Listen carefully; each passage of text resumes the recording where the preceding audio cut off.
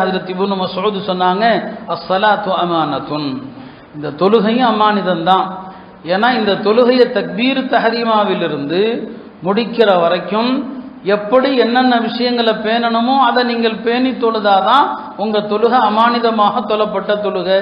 தொழுகையில் ஒரு சஹாபியை பார்க்குறாங்க, நபி ஸல்லல்லாஹு அலைஹி வஸல்லம் அவங்க தொழுகையில் இருக்கும்போது தாடியை பிடிச்சிக்கிட்டு இருக்கிறாரு.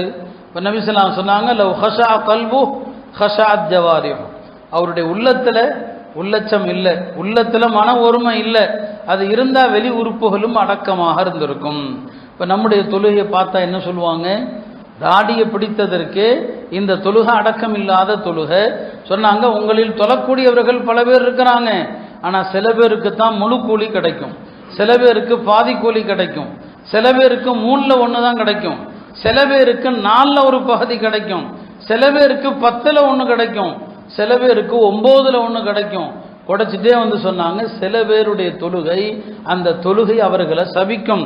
அந்த தொழுகை சொல்லுமா, தொழுது முடிச்சிருப்பான், தொழுகை சொல்லும், லையஅக்கல்லாஹு கமா லையஅதனி, நீ என்னை நாசமாக்கியது போல அல்லாஹ் உன்னை நாசமாக்கட்டும்.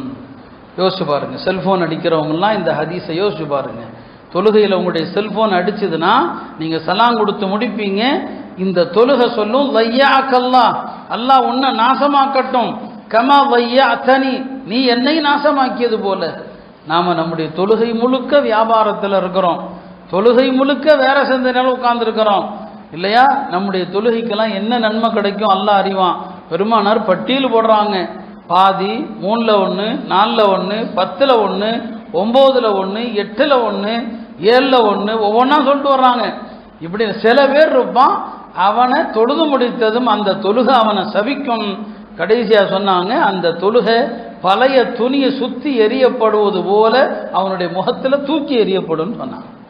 அப்போ இது தொழுகையில் உள்ள அமானிதம் இல்லையா? இது நாம தொழுகை எவ்வளோ கொஞ்சமாக தொழுவுறீங்களோ அதிகம் தொழுவுறீங்களோ அல்ல, அந்த தொழுகையில் ஒரு ஓர்மையும் ஒரு மனக்கட்டுப்பாடும். அப்படியே நம்முடைய தொழுகைகள் இன்றைக்கு அப்படி இல்லை. கொஞ்ச நேரம் அந்த தொழுகையில் நாம் செய்யக்கூடிய ஆயிரம் மக்ரூஹாத்துகள், சில விஷயங்களை சொன்னால் தொழுகையாளிகள் வருத்தப்படுறாங்க. சாதாரணமாக ஃபர்துகளை நின்று தொழணும்.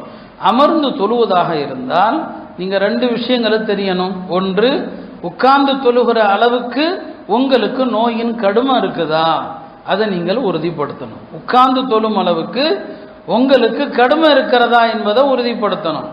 இரண்டாவது, உட்கார்ந்து எப்படி தொழ வேண்டும்.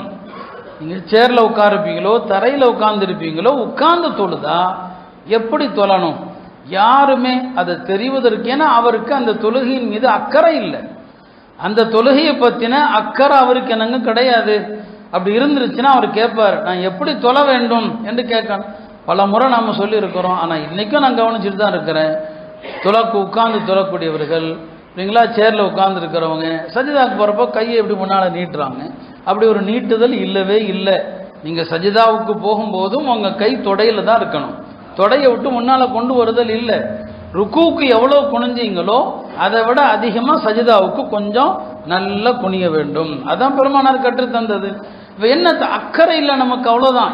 ஏதோ பள்ளிக்கு வந்தோம், பொழுதுபோக்குக்கு தொழுதுட்டு ஏதோ சலாம் தக்பீர் கட்டணுமா சலாம் கொடுத்தோமா, இப்படியான தொழுகை தானே நம்முடைய தொழுகை.